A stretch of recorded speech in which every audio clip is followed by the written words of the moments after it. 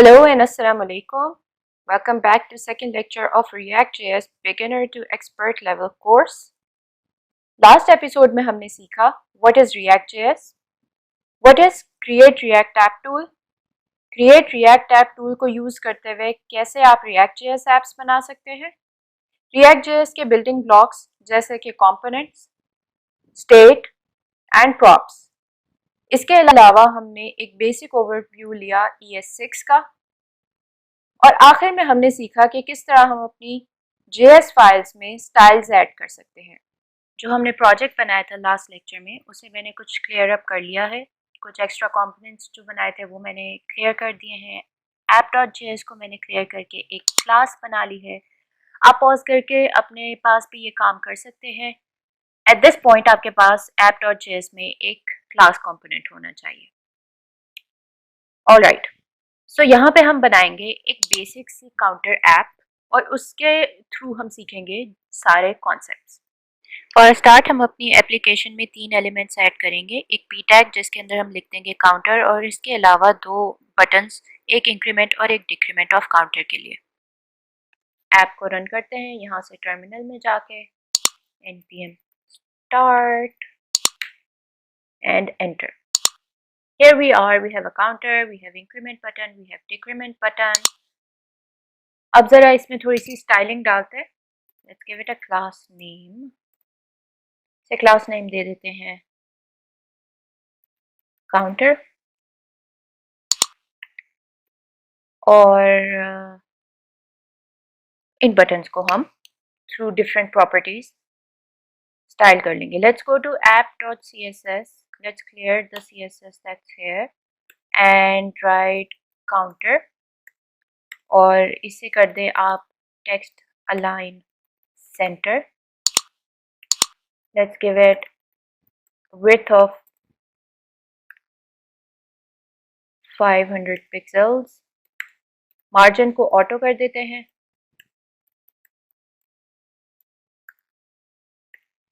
इसके अलावा background colour दे देते हैं एश्योर और लाइकवाइज बटन्स को स्टाइल कर लेते हैं। हाइट दे देते हैं 20 pixels, width 100 pixels, text align centre, font size 15 px, font colour हम दे देते हैं ब्लू, अंदर हम दे देते हैं हाइट फॉर एग्जांपल 300 पिक्सल्स। वापस app.js में जाके div पे देते हैं class name counter wrapper. Go back to our app.css dot counter wrapper and let's give it text align center and move the background color from here to here. Margin दे देते हैं 10 pixels, height बढ़ा देते हैं 30, counter को कर देते हैं हम H1 ताकि ये हो जाए हाईलाइट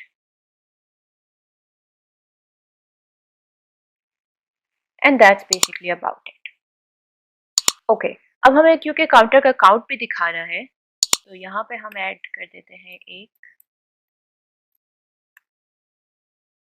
पी टैग जिसके अंदर हम काउंटर का काउंट दिखाएंगे। बट एट द मोमेंट हमने कोई स्टेट सेट नहीं की हुई जिसमें हम काउंटर का काउंट दिखाएं या सेट कर रहे हूँ। So will go to the constructor में जाके जैसे कि मैंने फर्स्ट लेक्चर में बताया स्टेट सेट करना, this dot state is equal to, state का नाम हम रख लेंगे काउंट और उसे इनिशियलाइज करवा देंगे 0 से।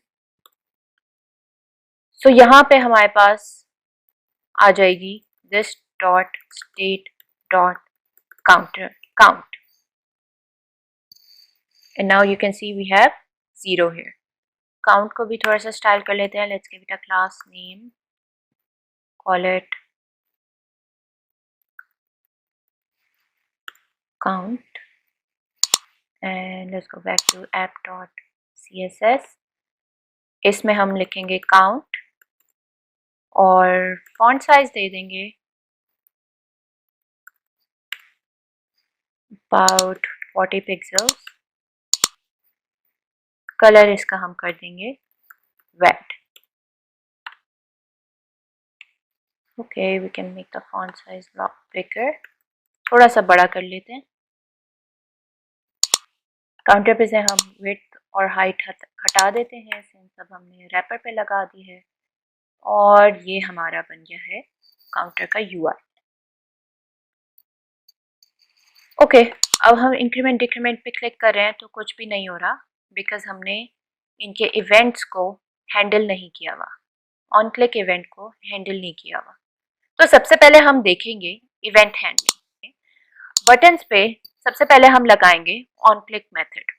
अब अगर आपने नॉर्मल HTML में कोड किया हुआ है तो उसमें ऑन क्लिक आप कुछ इस तरह से लिखते हैं, बट JSX में जैसे कि मैंने आपको क्लास नेम में बताया कि कैमल केस यूज होता है, लाइकवाइज ऑन क्लिक पे भी कैमल केस यूज होता है। कोई भी आप प्रॉपर्टी जो कि JSX में यूज कर रहे हैं अपने एलिमेंट पे वो कैमल केस में होगी। सो ये ऑन क्लिक का मेथड और इसके अंदर हम कॉल करेंगे उस मेथड को जो हम चाहते हैं ऑन क्लिक पे कॉल हो।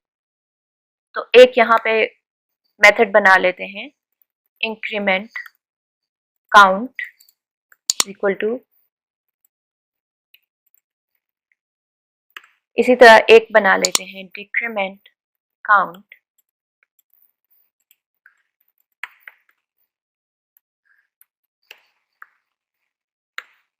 इंक्रीमेंट काउंट में हम स्टेट को सेट करेंगे +1 करके और डिक्रीमेंट में -1 करके। So this dot set state. So last lecture में हमने ये सीखा कि आप स्टेट को यूज किस तरह कर सकते हैं। अब हम सीखेंगे स्टेट को चेंज करना। आप कभी भी स्टेट को म्यूटेट नहीं कर सकते। फॉर एग्जाम्पल अगर आपको काउंट चेंज करना है तो आप state dot count is equal to 2 नहीं कर सकते। इससे आपकी स्टेट म्यूटेट हो जाएगी और आपकी एप्लीकेशन मिसबिहेव करेगी। आपने म्यूटेशन नहीं करनी और उसका हल ये है कि React.js हमें एक मेथड प्रोवाइड करता है जिसके थ्रू हम स्टेट को अपडेट कर सकते हैं and that is set state. Set state basically एक मेथड है। इस मेथड में आप अपनी स्टेट का नाम जिसे आपने अपडेट करना है और उसकी value in the form of an object send करते हैं। फॉर एग्जाम्पल अगर मैंने इसकी वैल्यू 1 करनी है तो मैं लिखूंगी count, this would be my value 1 और ये मेरी स्टेट को अपडेट कर देगा 0 से, इनिशियल स्टेट से 1 पे। हाउएवर इस केस में हमने ये करना है कि हमने अपनी पुरानी स्टेट उठानी है, यानी कि जो लास्ट स्टेट हो हमारी वो उठानी है। फॉर एग्जाम्पल अगर लास्ट हमारा काउंट 1 था तो हमने उसमें +1 करके 2 करना है, 3 था +1 करके 4 करना है। तो उसके लिए हम कुछ इस तरह से करेंगे कि एक मेथड कॉल करेंगे जिसमें आ रही होगी स्टेट प्रॉप्स।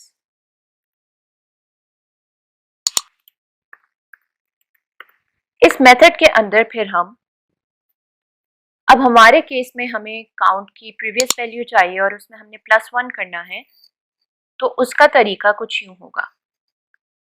हम एक मेथड बनाएंगे जिसमें हम रिसीव करेंगे स्टेट को एज अ प्रॉप और ये मेथड रिटर्न करे स्टेट डॉट काउंट +1 को, और यहाँ से जो रिटर्न होगा वो यहाँ पे सेट हो जाएगा काउंट में। और बेसिकली ये ऑब्जेक्ट की फॉर्म में होगा कुछ इस तरीके से।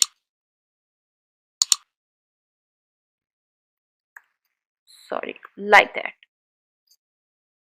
अब इसको इस तरीके से करने का मकसद ये था कि हमारी स्टेट अपडेशन एसिंक्रोनस प्रोसेस होती है। सो जब यहाँ से अगर हम directly this dot state dot count करके प्रीवियस काउंट उठाते और फिर उसमें +1 करते, तो हम ये नहीं डिटरमिन कर सकते कि आपके स्टेट डॉट काउंट में आपकी प्रीवियस वैल्यू आ गई है या नहीं, बिकॉज एक एसिंक्रोनस ऑपरेशन है। तो ये भी हो सकता है कि मे बी मैं 2 दफ़ा क्लिक बहुत फास्ट क्लिक करूँ 2 दफ़ा, और अभी वो मेरी लास्ट क्लिक से स्टेट अपडेट कर ही रहा हो कि मैंने नेक्स्ट क्लिक कर दिया हो, और अब वो पिछली स्टेट जो उठाएगा तो वो अपडेट नहीं हुई हुई होगी, तो वो पिछली से पिछली स्टेट उठा के और उसमें +1 कर देगा, और इससे आपकी एप्लीकेशन में इनकन्सिस्टेंसी आएगी। तो इसको इंश्योर करवाने के लिए हम क्या करते हैं कि हम एक मेथड बना लेते हैं जिसमें स्टेट एज अ प्रॉप लेते हैं और स्टेट डॉट काउंट में +1 करते हैं। इससे ये होगा कि जब आपकी पिछली स्टेट अपडेट हो जाएगी, उसके बाद ये मेथड रन होगा। इस मेथड में अब जो स्टेट आएगी वो आपकी सबसे लेटेस्ट स्टेट होगी, उसमें से हम काउंट उठाएंगे और +1 करके और काउंट के अंदर अपडेट करवा देंगे। So this is how we will increment our count in the state. यही काम हम करेंगे डिक्रीमेंट में, लेकिन यहाँ पे -1। ये हमने बना लिए हैं 2 मेथड्स। अब इनको हमने कॉल करना है अपने बटन पे।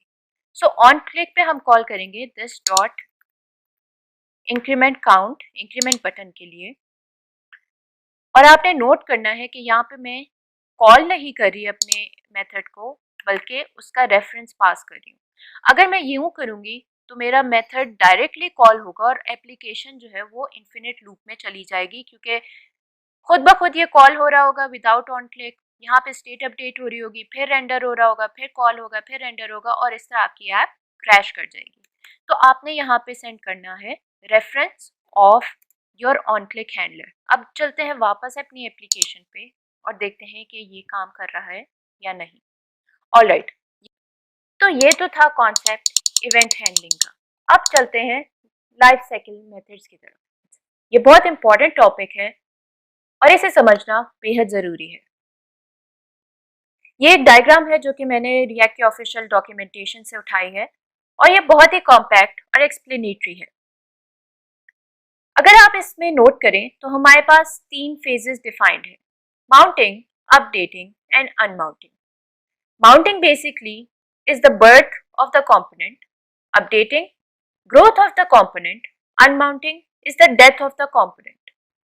जब आपका कंपोनेंट डॉम में माउंट होता है तो उस फेज को माउंटिंग कहते हैं। जब वो अपडेट होता है या उसमें लेटेस्ट प्रॉप्स आती हैं और वो री रेंडर होता है, वो अपडेटिंग कहलाता है। और जब आपका कंपोनेंट डॉम से हट जाता है तो उसे अनमाउंटिंग कहते हैं। सबसे पहले देख लेते हैं कि माउंटिंग फेज में क्या होता है। सबसे पहले आपका कंस्ट्रक्टर कॉल होता है जिसमें आपकी स्टेट्स आपने इनिशियलाइज करवाई हुई होती है। उसके बाद स्टार्ट होता है रेंडर फेज, जिसमें सबसे पहले कॉल होता है get derive state from props. ये एक न्यू लाइफ साइकिल मेथड है, और आप समझ लें ये कंपोनेंट विल रिसीव प्रॉप्स का एक सेफर ऑल्टरनेटिव है। Component will receive props react की पुरानी अपडेट में एक लाइफ साइकिल मेथड था जो कि प्रॉप्स रिसीव करने से पहले कॉल होता था। माउंटिंग फेज में सिंस हमारे पास फर्स्ट टाइम कंपोनेंट रेंडर हो रहा होता है, तो वो रिसीव करता है प्रॉप्स और मूव ऑन कर जाता है रेंडर मेथड में। फिर उसके बाद आपका रेंडर मेथड रन होता है, और रेंडर मेथड रन होने के बाद डायरेक्टली आपका कंपोनेंट डॉम में अपडेट होता है, और इस डॉम में अपडेशन के बाद माउंटिंग फेज में जो लाइफ साइकिल मेथड कॉल होता है वो है कंपोनेंट डेड माउंट। ये लाइफ साइकिल ये बताता है कि आपका कंपोनेंट डॉम में माउंट हो चुका है। लेट्स से उसके बाद आपके कंपोनेंट में कोई ऐसी प्रॉप भेजी गई जो कि अपडेट हो रही हो। आपके पास न्यू प्रॉप्स रिसीव हुई। अब आपका कंपोनेंट विल रिसीव प्रॉप्स या फिर get derive state from props का लाइफ साइकिल मेथड दोबारा कॉल होगा। इस मेथड में आप स्टेट भी सेट कर सकते हैं based on the new props that you have received, और आप फोर्स अपडेट भी करवा सकते हैं। इस मेथड के बाद कॉल होता है शुड कंपोनेंट अपडेट का लाइफ साइकिल मेथड। ये लाइफ साइकिल मेथड बेसिकली ये डिटरमिन करने के लिए यूज होता है कि आपने अपने कंपोनेंट को री रेंडर करवाना है या नहीं करवाना। इसका यूजेज रेयर है, लेकिन मोस्टली इसे यूज किया जाता है for performance optimisation. For example, इसमें आपके पास प्रॉप्स और स्टेट अवेलेबल होती हैं, करंट भी और लास्ट भी। सो आप कंपेयर करते हैं लास्ट प्रॉप को करंट प्रॉप्स के साथ और लास्ट स्टेट को करंट स्टेट के साथ, और उसके बेसिस पे डिटरमिन करते हैं कि आपने अपने कंपोनेंट को रीरेंडर करना है या नहीं करना। अगर नहीं करना तो आपका कंपोनेंट रेंडर फेज में नहीं जाता, लेकिन अगर आप ट्रू रिटर्न करें तो फिर वो हमेशा रेंडर फेज के अंदर एंटर हो जाता है। जब आपका कंपोनेंट का रेंडर मेथड रन हो जाता है, उसके बाद अपडेटिंग फेज में आपका कंपोनेंट आता है get snapshot before update life cycle method में। Get snapshot before update is basically component will mount alternative. पहले इसका नाम कंपोनेंट विल माउंट था, लेकिन latest update of React JS के साथ इसका नाम हो गया है गेट स्नैपशॉट बिफोर अपडेट। इसके बाद आपका कंपोनेंट रिएक्ट में दोबारा से अपडेट होता है, और इस अपडेशन के बाद जो कंपोनेंट का लाइफ साइकिल मेथड कॉल होता है वो है कंपोनेंट डिड अपडेट, जो कि बताता है कि आपका कंपोनेंट सक्सेसफुली डॉम में अपडेट हो चुका है। अनमाउंटिंग फेज में बेसिकली जब आपका कंपोनेंट डॉम से निकल जाता है तो कंपोनेंट विल अनमाउंट कॉल होता है। ये तो था एक theoretical overview life cycle methods का। आइए अब प्रोग्रामेटिकली देखते हैं कुछ कॉमन लाइफ साइकिल मेथड्स को और उन्हें आप कैसे यूज कर सकते हैं। अब ट्राई आउट कर लेते हैं कुछ लाइफ साइकिल मेथड्स। यहाँ पे मैं लिखूंगी कंपोनेंट विल माउंट, जो कि कॉल होता है कंपोनेंट के माउंट होने से पहले, और यहाँ पे मैं लिख दूंगी console dot log component will mount.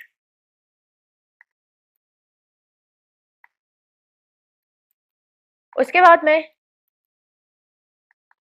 Call करूंगी कंपोनेंट विल रिसीव प्रॉप्स, या फिर इसे हम कह सकते हैं get derived state from props.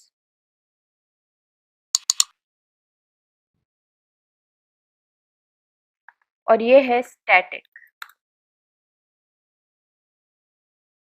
इसके अंदर मैं लिख दूंगी कंपोनेंट विल रिसीव प्रॉप्स। इसके बाद मैं कॉल करूंगी कंपोनेंट डिड माउंट को, जिसमें मैं कंसोल करवाऊंगी कंपोनेंट डिड माउंट। इसके बाद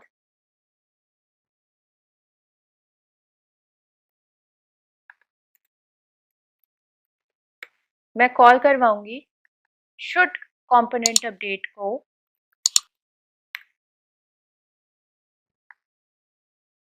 शुड कंपोनेंट अपडेट। और ये मैंने आपको बताया था कि हमेशा कोई बूलियन वैल्यू रिटर्न करता है, सो अभी हम इसे रिटर्न ट्रू करवा देंगे ताकि हमारा कंपोनेंट हर केस में री रेंडर हो। फिर उसके बाद मैं कॉल करूँगी gate snapshot before update,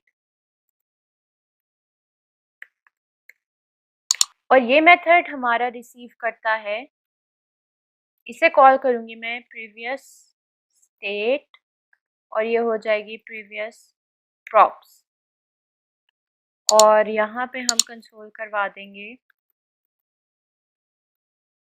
previous props को।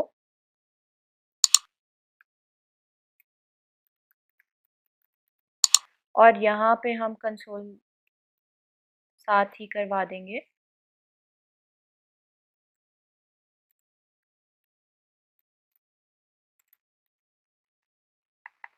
प्रीवियस स्टेट को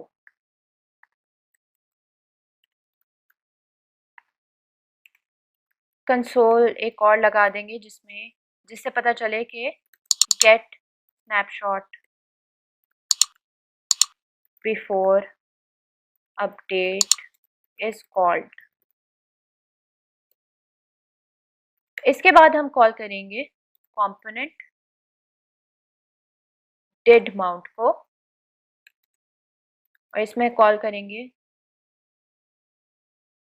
console.log component did mount और लास्टली हम कॉल करेंगे component will unmount को console.log component will unmount।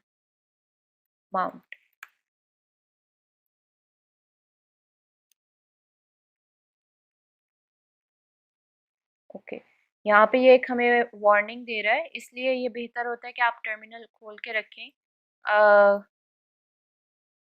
Declaration में कुछ प्रॉब्लम है इस वाले मेथड की और ये फिक्स हो गया। चले चलते हैं और देखते हैं अपनी ऐप के अंदर। तो यहाँ से मैं राइट क्लिक करके इंस्पेक्ट पे क्लिक करूँगी, कंसोल के टैब में जाऊँगी, क्लियर कर लेते हैं इसे। और अभी आप देख रहे हैं कंसोल पे कुछ भी नहीं है। मैं पेज रिफ्रेश करूँगी और उसके बाद देखते हैं कि हमारे पास कंसोल पे क्या क्या आता है।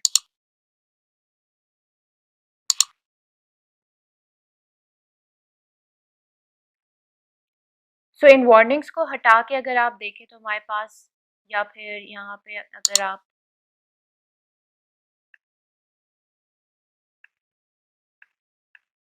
खाली इन्फो पे क्लिक करें, component will receive props, component will receive props, component did mount। सो हमारा फर्स्ट टाइम जब रेंडर हुआ मेथड तो उसे प्रॉप्स रिसीव हुई, उसने कंस्ट्रक्टर में स्टेट को अपडेट किया। एक्चुअली हम यहाँ पे कंस्ट्रक्टर पे भी एक कंसोल लगा देते हैं।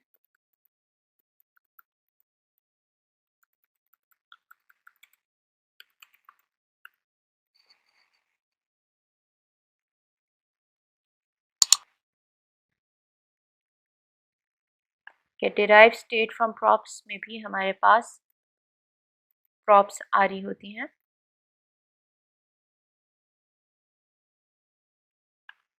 यहाँ पे हम प्रॉप्स को कंसोल करवा लेते हैं।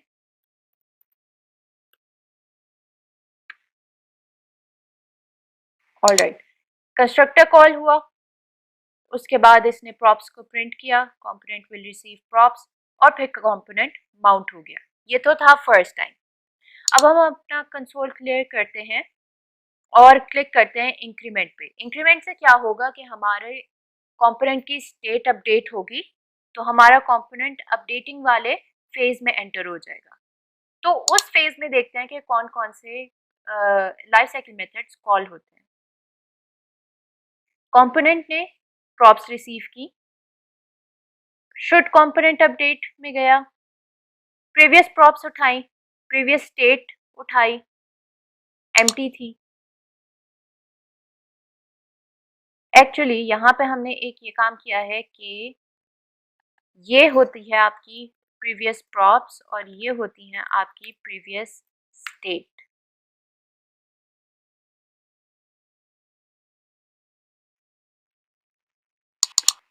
तो अब दोबारा रन करके देखते हैं, कंसोल क्लियर कर देते हैं। इंक्रीमेंट, आपकी प्रीवियस प्रॉप्स एम्प्टी और आपकी प्रीवियस स्टेट में काउंट की वैल्यू 0 थी जो इसने प्रिंट करवा दी। उसके बाद get snapshot before update is called. अब हम अगर डिक्रीमेंट कॉल करें, अगेन हमारे कंपोनेंट को प्रॉप्स रिसीव हुई, शुड कंपोनेंट अपडेट कॉल हुआ, प्रीवियस स्टेट में हमारे पास जो स्टेट थी उसे हमने अपडेट किया और उसके बाद आपका get snapshot before update call हो गया।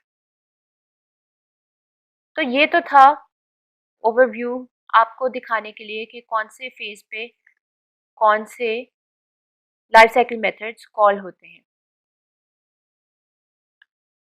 अब अगर हम इनको रिमूव कर दें और लेट्स से हम चाहते हैं कि जब आपका कंपोनेंट माउंट हो तो उसके जो भी हमने इनिशियल वैल्यू सेट की हुई है उसमें +5 हो जाए और वो डिस्प्ले हो।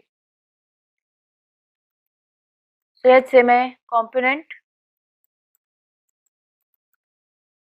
Will mount, component will mount में हम स्टेट सेट कर सकते हैं। So this dot set state का आर्ग्यूमेंट लेंगे और एक मेथड बनाएंगे जिस मेथड के अंदर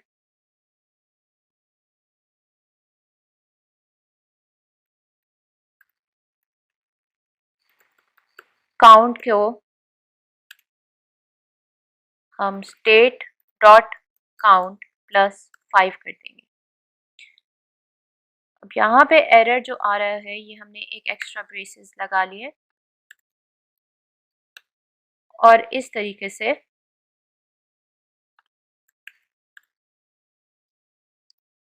हम कंपोनेंट विल माउंट में अपने काउंट के अंदर +5 इंक्रीमेंट कर देंगे। साथ ही हम यहाँ पे कंसोल करवा देते हैं, स्टेट में से काउंट को रिफ्रेश करते हैं। अब अगर आप देखें तो हमारे पास कॉन्स्टेंटली 5 आ रहा है। क्यों? क्योंकि हमने कॉल किया है सेट स्टेट को अपने कंपोनेंट विल माउंट के अंदर। अब यहाँ पे आप नोट करे होंगे कि हमने कंसोल करवाया था this dot state dot count, पर वो शो कर रहा है 0 जबकि हमने तो काउंट में +5 कर दिया है। तो यहाँ पे वही बात आती है कि सेट स्टेट का मेथड एसिंक्रोनस होता है। तो जब वो स्टेट सेट कर रहा था मीनवाइल उसने ये कंसोल रन कर दिया, उस वक्त क्योंकि काउंट के अंदर 0 वैल्यू पड़ी हुई थी तो इसने 0 को कॉल कर दिया। अब अगर लेट्स से आप चाहते हैं कि आफ्टर सेटिंग द स्टेट आपका ये कंसोल हो तो उसका ये तरीका होता है कि सेट स्टेट के अंदर सेकंड आर्ग्यूमेंट में आप एक और फंक्शन कॉल करते हैं जो कि हमेशा तब कॉल होता है जब आपकी स्टेट सेट हो जाए। तो अगर ये हम मूव कर दें इसके अंदर तो फिर देखते हैं। अब आप देख रहे हैं कंसोल में हमारे पास 5 आएगा। ये तो था कंपोनेंट विल माउंट। अब अगर हमने शुड कंपोनेंट अपडेट का लाइफ साइकिल मेथड यूज करना है तो हमारे पास शुड कंपोनेंट अपडेट के अंदर आ रही होती है previous, next, props and next state. ये रिस्की मेथड होता है और बहुत ज़्यादा यूज़ नहीं होता अनलेस कि आपका रेंडर मेथड जो है वो काफ़ी हैवी हो और इन सर्टेन केसेस आप उसकी रेंडरिंग बचाना चाह रहे हो तो आप यहाँ पे कंडीशन लगा देते हैं और चेक करते हैं कि आप उस कंडीशन की बेसिस पे चेक करते हैं कि आपने ट्रू रिटर्न करना है या फॉल्स, और उसकी बेसिस पे आपका कंपोनेंट रेंडर होता है या नहीं होता। ये तो यहाँ पे आपको एग्जांपल देने के लिए अगर मैं ये काम करूँ कि एक कंडीशन लगा दूँ, if next state dot count is greater than let's say 25, return false, यानी मैं नहीं चाहती कि इससे ज्यादा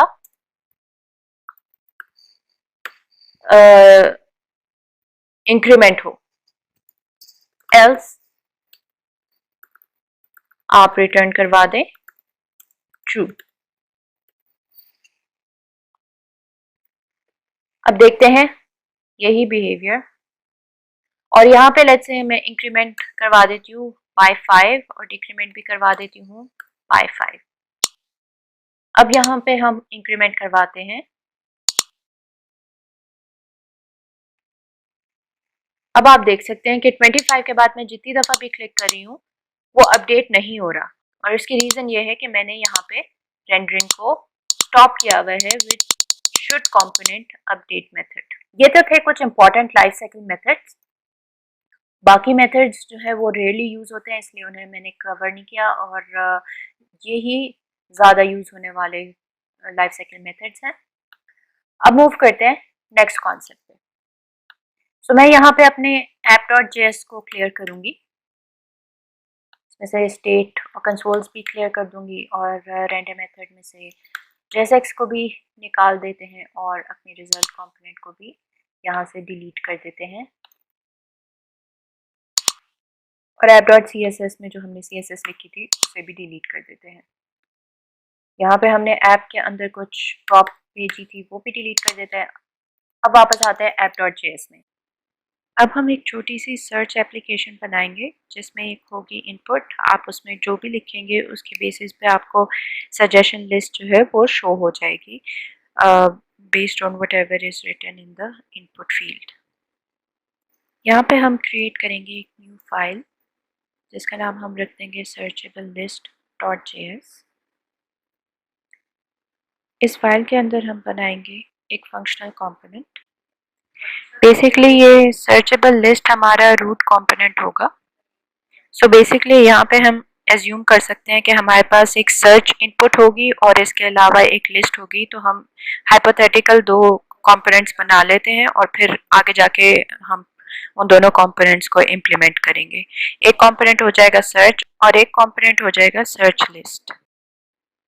सिंस हमने मेंशन किया कि हम अपनी सर्चेबल लिस्ट को एज रूट कंपोनेंट लेके चलेंगे, सो हम डिलीट कर देंगे ऐप कंपोनेंट और app.css, और index.js में जहाँ पे हमने रूट कंपोनेंट ऐप दिया हुआ था वहाँ पे हम सर्चेबल लिस्ट को इंपोर्ट करवा के रेंडर करवा देंगे। अब हम वापस सर्चेबल लिस्ट कंपोनेंट में जाएंगे और जो हमने दो कंपोनेंट्स बनाए थे उनको क्रिएट करेंगे। फर्स्ट ऑफ ऑल क्रिएट करेंगे search.js को जिसमें हमारी इनपुट फील्ड होगी। इसको हम बनाएंगे एक क्लास कंपोनेंट। इसके अंदर हम डीस्ट्रक्चर करवाएंगे चिल्ड्रन की प्रॉप को।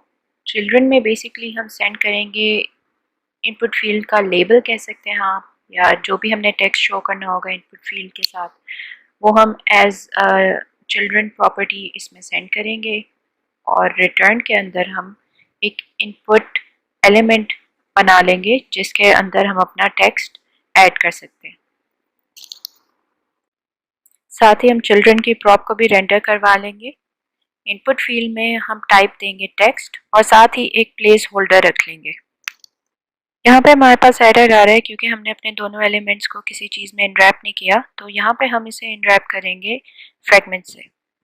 Fragments are basically new components provided by latest version of React, और इसके थ्रू हम एक ऐसे कंपोनेंट के अंदर अपने एलिमेंट्स को रैप कर सकते हैं जो कि डोम में एग्जिस्ट नहीं करता, अनलाइक डिव जो हम पहले करते थे, और इससे हमारे डोम में एक्स्ट्रा एलिमेंट्स क्रिएट नहीं होते।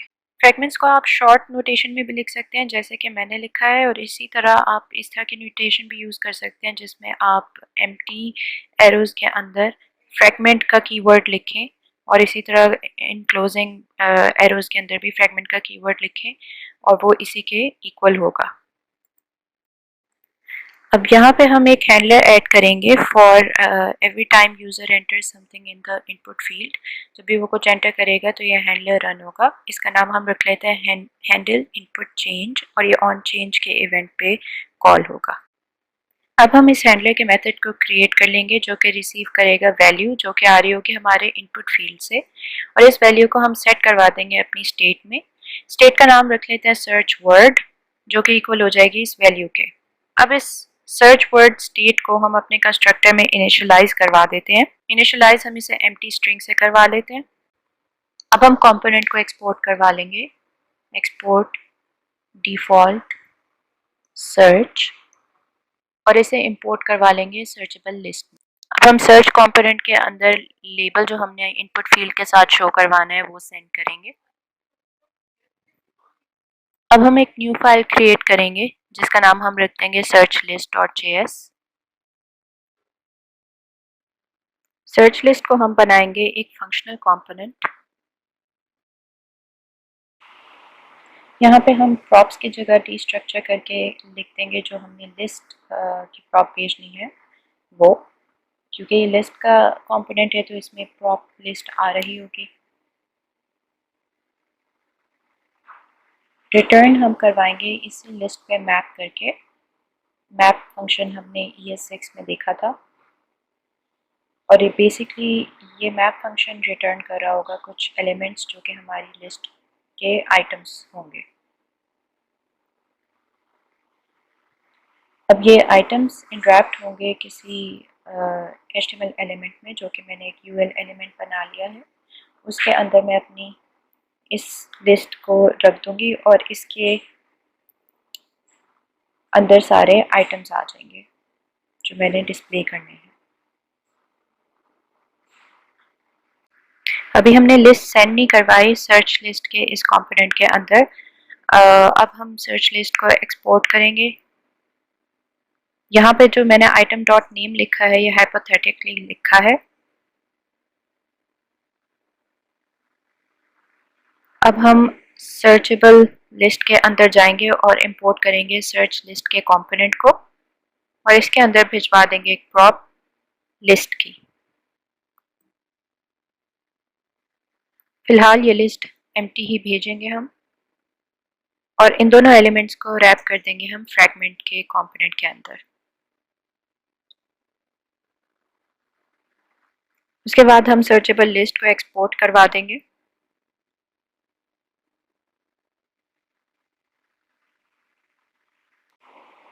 ये लिस्ट हम पॉपुलेट करेंगे अपने स्टेट के अंदर और इनिशियली हम इसमें कुछ नेम्स डाल देंगे जो कि सर्चेबल होंगे या सर्च लिस्ट में शो होंगे और एक एरे बना देंगे और वो एरे हम जो है अपनी स्टेट में सेव करवा लेंगे और फिर फर्दर उस स्टेट को हम आगे सेंड करेंगे सर्च लिस्ट को। सो उसके लिए ज़रूरी है कि हम अपने फंक्शनल कंपोनेंट को क्लास कंपोनेंट में चेंज करें। कॉन्स्ट की जगह क्लास का कीवर्ड आ जाएगा और इसे हम एक्सटेंड करवा देंगे कंपोनेंट से जो कि इंपोर्ट हो रहा है रिएक्ट पैकेज से। कंस्ट्रक्टर क्रिएट करने के लिए हम उसमें सेंड करेंगे प्रॉप्स। सुपर का मेथड कॉल करेंगे जिसके आर्ग्यूमेंट्स में जाएगा प्रॉप्स और उसके बाद हम अपनी स्टेट डिफाइन करेंगे this dot state is equal to और हम अपनी स्टेट का नाम रख लेंगे सर्च लिस्ट जो कि एक एरे की फॉर्म में होगी और इस एरे में हम सेव करवा देंगे वो सारे वर्ड्स जो कि हम अपनी लिस्ट में शो करवाना चाहते हैं। हमने एक रैंडम लिस्ट सेव करवा दी है अपनी स्टेट में। अब हम बनाएंगे रैंडम मेथड और उसमें कॉपी पेस्ट कर देंगे जो हमारी रिटर्न स्टेटमेंट थी फंक्शनल कंपोनेंट में।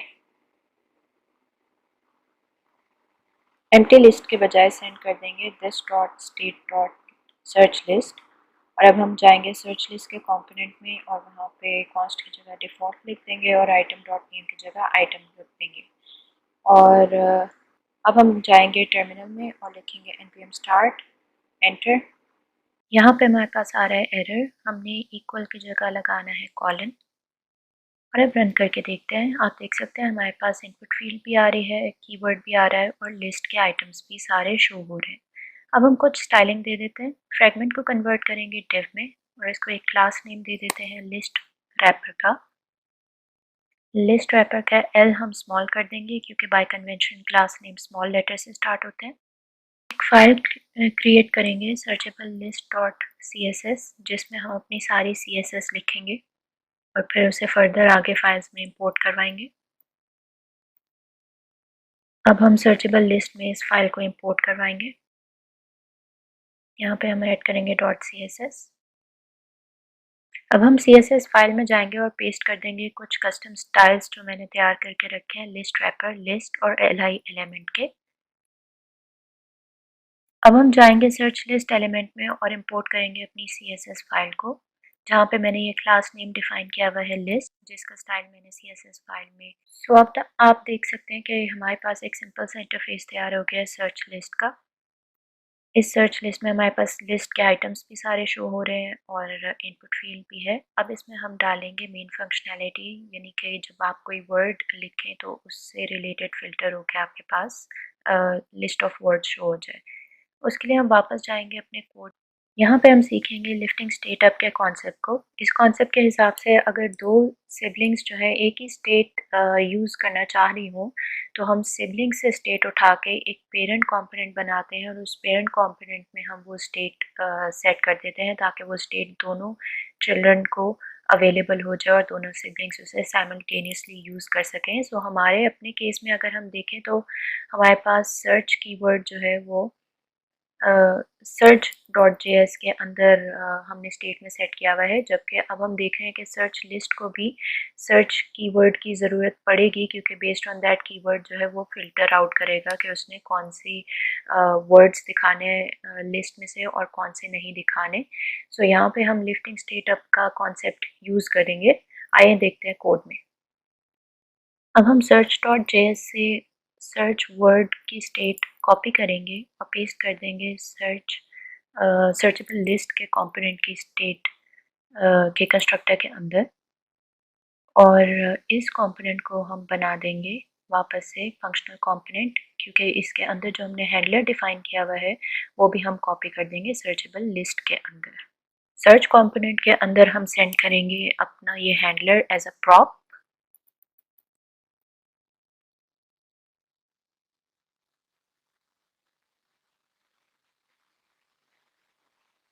सर्च डॉट JS से क्लियर अप कर देंगे। इसको कन्वर्ट कर लेंगे हम एक फंक्शनल कंपोनेंट के अंदर। यहाँ पे प्रॉप्स में हम गेट करेंगे चिल्ड्रन और अपने हैंडलर को थ्रू डीस्ट्रक्चरिंग,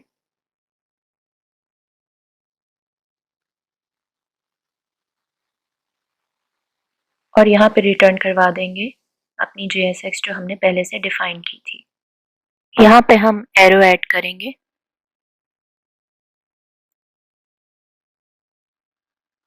इसके बाद हम अपने हैंडलर को जो हम प्रॉप से गेट करेंगे प्रॉपरली ऑन चेंज के इवेंट के अंदर पास करवा देंगे।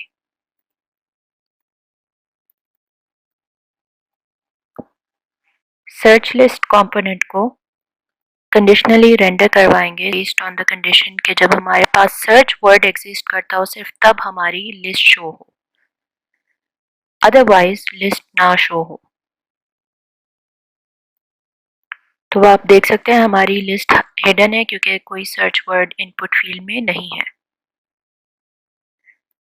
अब आप देख सकते हैं मैं लिस्ट में ए लिखूं तो हमारे पास लिस्ट शो हो जाती है, बट यहाँ पे एक प्रॉब्लम है कि मैं कुछ भी लिख रही हूँ तो हमारी पूरी list as it is show हो रही है, इंस्टेड कि वो सिर्फ उन वर्ड्स को फिल्टर करे जो कि मेरी इनपुट फील्ड में एग्जिस्ट करते हैं।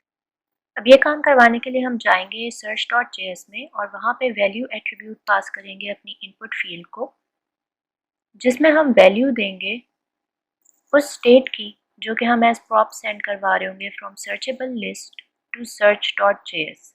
तो जहाँ पे हमने डीस्ट्रक्चर किए हैं प्रॉप्स, वहाँ पे हम एक और प्रॉप गेट करवा लेते हैं सर्च की के नाम से, और इसको सेंड कर देते हैं वैल्यू एट्रीब्यूट में। सर्चेबल लिस्ट में जाके अब हम यही प्रॉप पास कर देते हैं सर्च कंपोनेंट के अंदर, और इसके अंदर हम पास करेंगे स्टेट में जो हमने सर्च वर्ड सेव करवाया हुआ है। सर्च वर्ड को हम रीस्ट्रक्चर के कॉन्सेप्ट के हिसाब से गेट कर लेंगे फ्रॉम दिस डॉट स्टेट।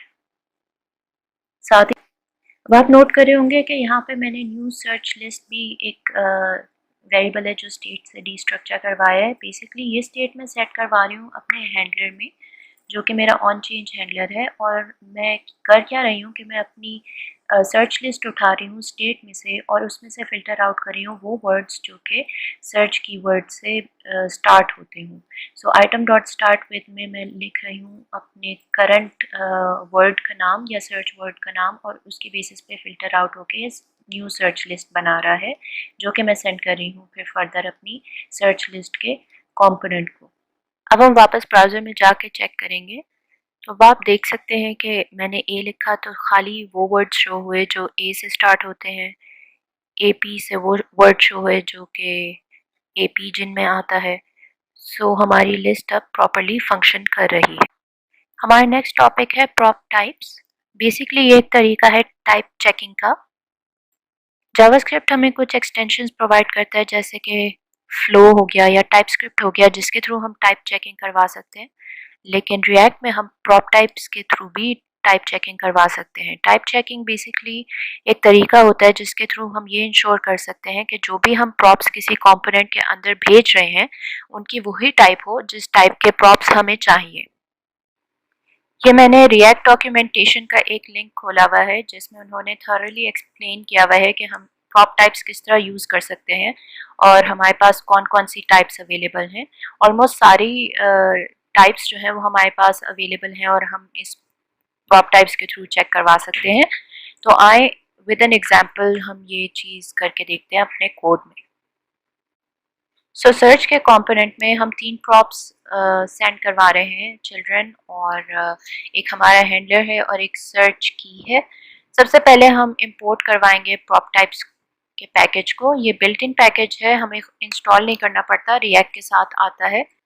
और right before exporting the component हम लिखेंगे search dot prop types is equal to an object, और इस ऑब्जेक्ट के अंदर फिर हम प्रॉपर्टीज डिफाइन कर देंगे। हम हमारी प्रॉप का नाम जो है हमारी की होगी और उसकी वैल्यू जो है प्रॉप टाइप्स डॉट टाइप होगी। फॉर एग्जांपल चिल्ड्रन नोड है तो prop types dot node. On input change जो है वो प्रॉप टाइप्स डॉट फंक हो जाएगा बिकॉज इट्स अ फंक्शन, और सर्च की स्ट्रिंग है तो prop type dot string.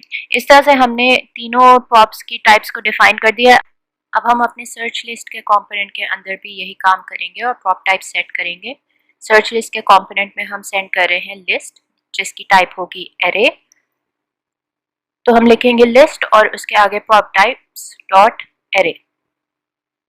Class का नाम चेंज कर लेंगे from search to search list. And that was all about prop types. अब हम देखेंगे एरर बाउंड्रीज को। एरर बाउंड्रीज को हम देखेंगे रिएक्ट की ऑफिशियल डॉक्यूमेंटेशन से। एरर बाउंड्रीज बेसिकली ये रिएक्ट के न्यूअर वर्जन में कुछ ऐसे कंपोनेंट्स रिएक्ट ने इंट्रोड्यूस करवाए हैं जिनके अंदर आप अपने रिएक्ट के कंपोनेंट्स को रैप कर सकते हैं और उन कंपोनेंट्स के अंदर कोई भी ब्रेकेज हो, कोई भी एरर आए तो ये एरर बाउंड्रीज उन्हें कैच कर लेती हैं। सो बेसिकली ये एक ट्राई कैच सा सिस्टम है but only works for components. यहाँ पे देख लेते हैं एक नोट इन्होंने लिखा हुआ है जो कि बहुत इंपॉर्टेंट है, which says error boundaries do not catch errors for event handlers. Event handlers के कोई भी एरर्स जो हैं वो आपको ट्राई कैच से ही करने होंगे हैंडल। एसिंक्रोनस कोड को भी आपको ट्राई कैच से ही हैंडल करना होगा। इसके अलावा सर्वर साइड रेंडरिंग और errors thrown in error boundary itself rather than its children, ये 4 टाइप्स हैं जिनमें जो कि एरर बाउंड्री का कंपोनेंट नहीं कैच करता। इसके अलावा जो भी रैप्ट होता है इस एरर बाउंड्री के कंपोनेंट के अंदर वो सब कुछ ये एरर बाउंड्री कैच कर लेती है। अब यहाँ पे इन्होंने एक आप नीचे जाके देखें तो लाइव डेमो दिया हुआ है, एक कोड पेन एग्जाम्पल है। मैं आप लोगों को इनकरेज करूँगी कि आप लोग भी इस लिंक को खोलें और इस लिंक को अच्छे से स्टडी करें, और मैं भी आपको एक जनरल ओवरव्यू दे देती हूँ। So this is a program जिसमें हमारे पास एक एरर बाउंड्री का कंपोनेंट है, इसके अलावा एक रैंडम कंपोनेंट है बगी काउंटर का, और एक कंपोनेंट है ऐप का जो कि यूज़ कर रहा है एरर बाउंड्री और बगी काउंटर को। सो बेसिकली ये एक ऐसा प्रोग्राम है जिसमें हमारे पास काउंटर्स हैं और ये प्रोग्राम ऐसे डिज़ाइन हुआ हुआ है कि जब आप इन काउंटर्स पे क्लिक करें और ये काउंटर्स मैक्सिमम 5 तक पहुंच जाए तो उसके बाद ये एरर थ्रो कर देते हैं। तो यहाँ पे अगर हम कोड में देखें तो app.js के रिटर्न मेथड में एक जगह पे तो हमने एरर बाउंड्री का कंपोनेंट के अंदर दो बगी काउंटर्स के कंपोनेंट रखे हुए हैं और एक जगह पे हमने दोनों कंपोनेंट्स को अलग अलग एरर बाउंड्रीज में रखा हुआ है। एक चीज़ जो यहाँ पे देखने वाली है वो तो ये कि एरर बाउंड्री के अंदर आप अगर लेट्स से 4 कंपोनेंट्स रखेंगे और उसमें से कोई एक ब्रेक हो गया तो वो सबको रीसेट कर देगा, सबको एरर बाउंड्री वाला कंपोनेंट जो है रिप्लेस कर देगा। और अगर आप हर कंपोनेंट को डिफरेंट एरर बाउंड्री में रखेंगे तो जो कंपोनेंट क्रैश होगा सिर्फ उसी को रिप्लेस करेगा एरर बाउंड्री और दूसरा वाला एज इट इज़ काम करता रहेगा। तो इसको हम यूआई पे भी देख लेते हैं। For example let me refresh. For example ये ऊपर वाला केस वो है जिसमें दोनों बगी काउंटर्स एक एरर बाउंड्री में और नीचे वाला वो केस है जिसमें दोनों एरर बाउंड्रीज जो हैं अलग अलग, दोनों कंपोनेंट्स जो हैं वो अलग अलग एरर बाउंड्रीज में। तो मैं ऊपर वाले में क्लिक करके ओके 5 जैसे ही आया मेरे दोनों कंपोनेंट्स गायब और उनकी जगह एरर बाउंड्री कंपोनेंट शो हो रहा है। ये एरर बाउंड्री का कंपोनेंट है जो कि यहाँ पे प्रोग्राम हुआ है और ये रिटर्न करता है समथिंग वेंट रॉन्ग और आगे ये एरर इन्फो और कंपोनेंट स्टैक रिटर्न कर देता है। अब अगर नीचे वाला एग्जांपल देखें 2 3 4 5 और सिर्फ यही क्रैश हुआ, ऊपर वाला एज इट इज काम कर रहा है। तो इस एग्जांपल को आप ज़रूर जाके देखें, ये रिएक्ट की ऑफिशियल डॉक्यूमेंटेशन में एरर बाउंड्रीज के अंदर आपको मिल जाएगी। सो that was all about error boundaries. अब हम बात करेंगे हायर ऑर्डर कंपोनेंट्स के बारे में। हायर ऑर्डर कंपोनेंट्स को HOC भी कहा जाता है और इस तरह के कंपोनेंट्स में होता ये है, लेट्स से आपके पास दो सिमिलर लुकिंग कंपोनेंट्स हों जिनकी लेट्स से मैकेनिज्म दोनों का ऑलमोस्ट सिमिलर हो, लेकिन बीच में कुछ कुछ चीज़ें डिफरेंट हो। फॉर एग्जांपल लेट्स से अगर दो कंपोनेंट्स हैं जिसमें डेटा फैचिंग हो रही है तो वो एक जो है किसी और यूआरएल से डेटा ला रहा है और एक किसी और यूआरएल से ला रहा है और बाकी सारी फंक्शनैलिटी सेम है। फॉर एग्जांपल रेंडर सेम चीज़ें करवा रहे हैं, वो लोग सेम स्ट्रक्चर में करवा रहे हैं।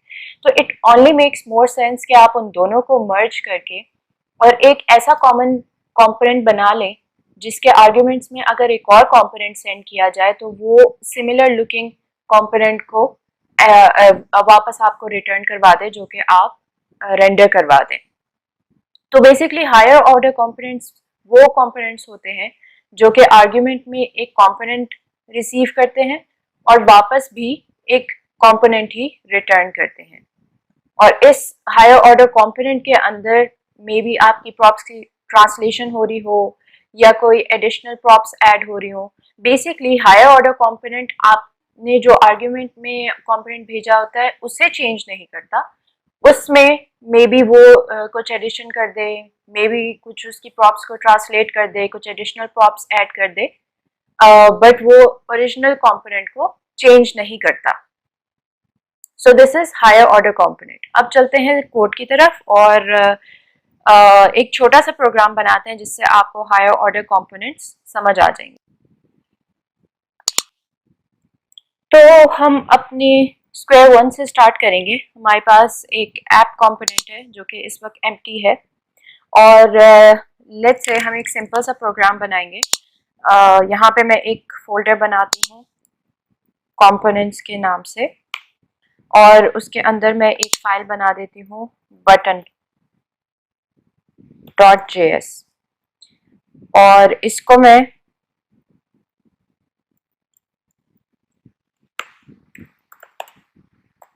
बटन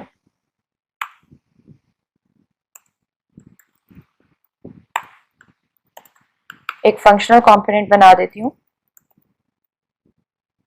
जो कि मुझे रिटर्न करके देगा एक सिंपल बटन।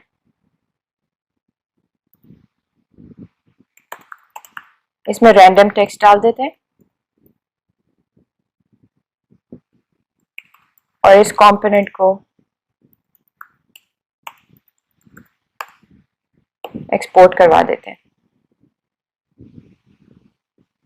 अब हम app.js में जाते हैं और अपने बटन को इंपोर्ट करवाते हैं। Import button from components button, और यहाँ पे हम अपने बटन कंपोनेंट को इंपोर्ट करवा देते हैं। अब हम अपने ऐप को रन करते हैं।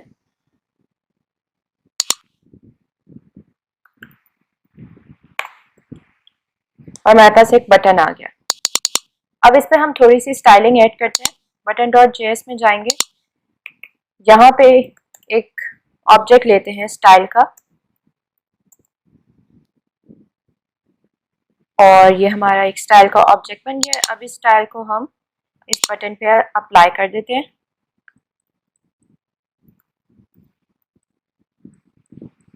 इसके अलावा हम इसे कर देते हैं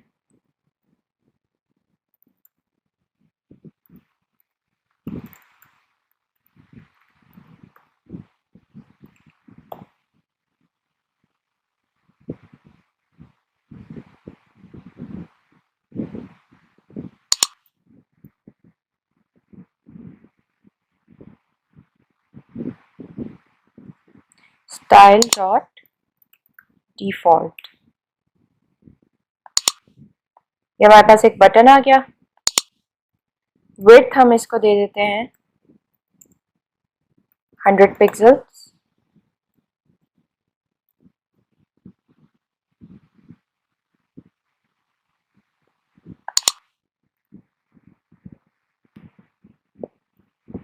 मार्जिन को कर देते हैं 50%। और ये हमारे पास एक बटन आ गया है।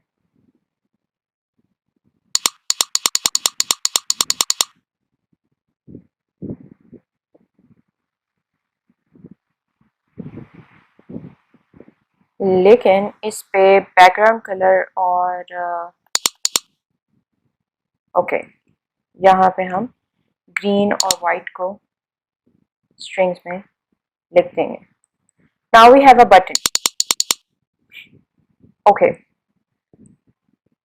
अब लेट्स से हम इस बटन के अंदर कोई एक प्रॉप भिजवाना चाहते हैं। लेट्स कॉल इट डिसेबल्ड, और उसकी बेसिस पे हम डिफरेंट स्टाइलिंग अप्लाई करना चाहते हैं। सो disabled styles would add a background color of gray, or again this would be inside a string, and color of text would remain white. So that's all the change that we want. अब हम यहाँ पे क्या करेंगे कि हम एक और वेरिएबल बना लेंगे बटन स्टाइल्स के नाम से, और उसके अंदर स्प्रेड करवा देंगे स्टाइल डॉट डिफॉल्ट को।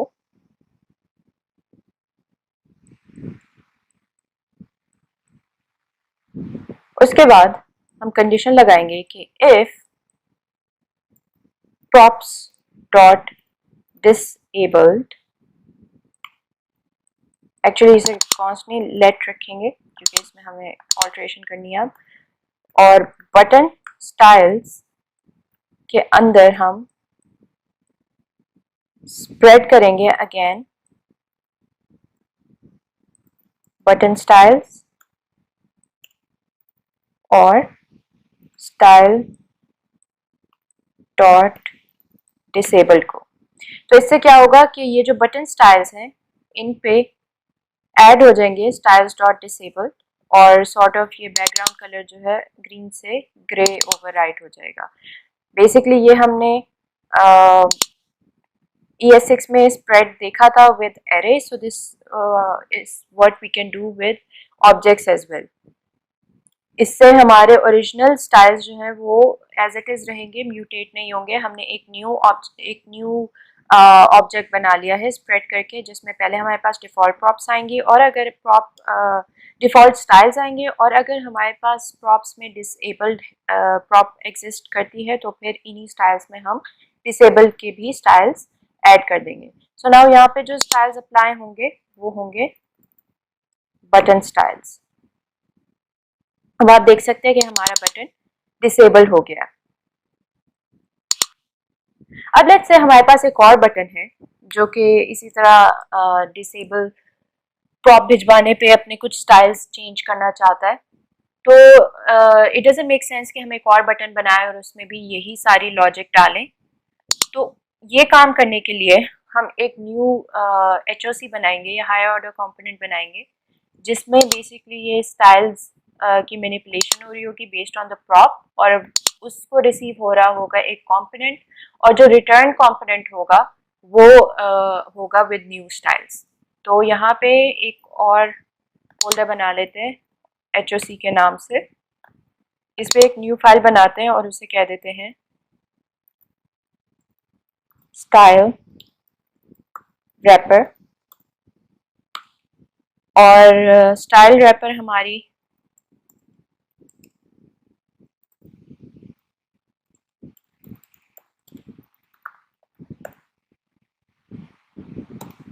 एक फंक्शनल कंपोनेंट इसे हम बना सकते हैं।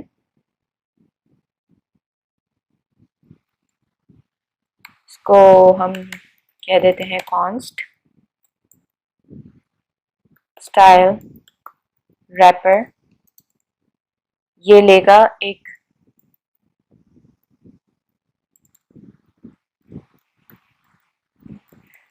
wrapped component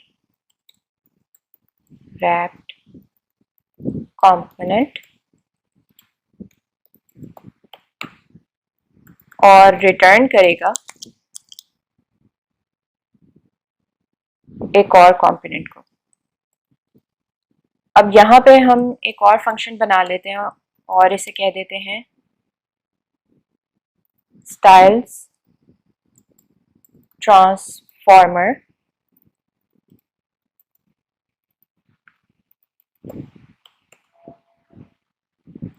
और इसके अंदर कॉपी कर लेते हैं हम अपने स्टाइल्स को,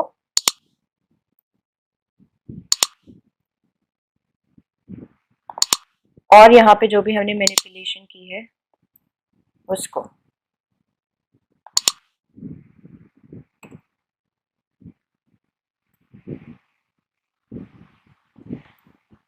अब ये फंक्शन हमारा रिसीव करेगा कुछ प्रॉप्स, और यहाँ पे हम चेक करेंगे प्रॉप्स डॉट डिसेबल्ड, अगर डिसेबल्ड है तो वो स्टाइल्स डॉट डिसेबल्ड उठा लेगा, और ये काम तो हो गया। इसके अलावा इसने जो प्रॉप्स रिटर्न करनी है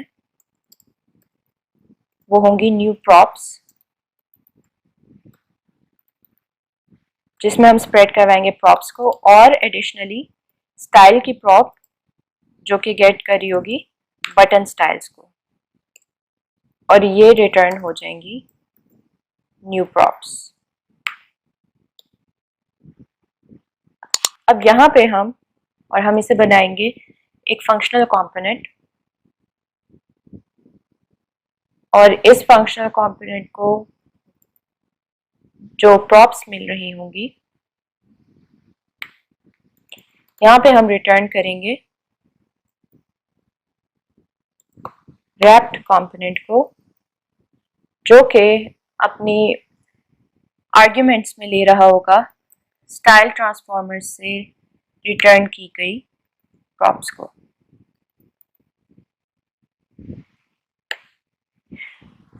और यहाँ पे हम एक्सपोर्ट करवा देंगे अपने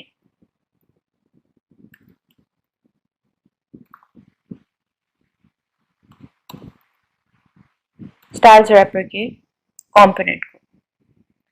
तो यहाँ पे ये हो रहा है कि ये आर्ग्यूमेंट में ले रहा है एक रैप्ड कंपोनेंट, यानी एक कंपोनेंट, और रिटर्न कर रहा है एक न्यू कंपोनेंट, और ये जो न्यू कंपोनेंट रिटर्न हो रहा है ये बेसिकली वही कंपोनेंट है जो हमारे फर्स्ट टाइम आर्ग्यूमेंट में पास हुआ था, और इसके अंदर जो प्रॉप्स जा रही हैं वो प्रॉप्स हैं जो कि ये फंक्शन स्टाइल ट्रांसफॉर्मर रिटर्न कर रहा है और इन न्यू प्रॉप्स के अंदर आपके न्यू स्टाइल्स अपेंड हो रहे हैं आपकी करंट प्रॉप्स के अंदर। सो अब जाते हैं button.js के अंदर।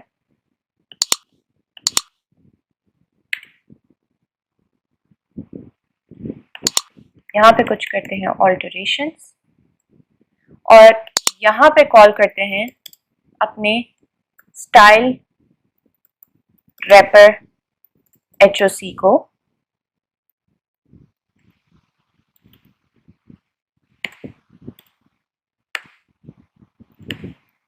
और जहाँ पे हम एक्सपोर्ट करवा रहे हैं वहाँ पे हम लिखेंगे स्टाइल रैपर और उसके आर्ग्यूमेंट में हमारा ये वाला कंपोनेंट चला जाएगा।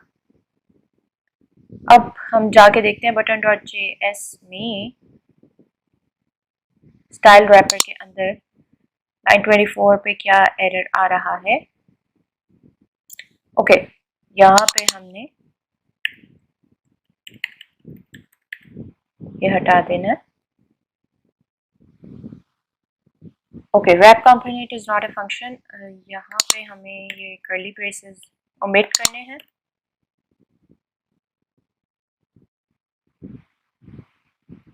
ओके, यहाँ पे हमने button.js में जो हमें प्रॉप्स मिल रही होंगी वो ऐड कर देनी है कुछ इस तरीके से props dot style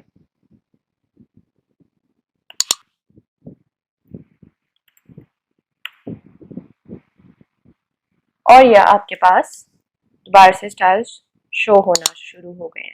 disable prop को हटा दें, माय बटन टर्न हो जाता है ग्रीन में, वापस डाल दें disable. So this is the concept of higher order components. बहुत सारी इस तरह की लाइब्रेरीज हैं जिनको हम आगे जाके यूज़ करेंगे तो उसमें भी हायर ऑर्डर कंपोनेंट्स यूज़ होंगे। फॉर एग्जांपल जब हम रिडक्स को यूज़ करेंगे तो रिडक्स में भी हम देखेंगे कि किस तरह से हम अपने कंपोनेंट्स को हायर ऑर्डर कंपोनेंट के अंदर रैप करवाएंगे फॉर सर्टेन फंक्शनैलिटीज़, क्योंकि हमें वो फंक्शनैलिटीज़ अपने कंपोनेंट में चाहिए होंगी। So that was all for lecture 2। इस लेक्चर में हमने देखा event handling, conditional rendering, lifting state up, error boundaries, fragments, prop types, higher order components and life cycle methods. Next lecture में हम इन सारे कॉन्सेप्ट्स को इस्तेमाल करते हुए एक फुल फ्लेज एप्लीकेशन बनाएंगे और कुछ न्यू चीज़ें भी सीखेंगे। See you in the next lecture.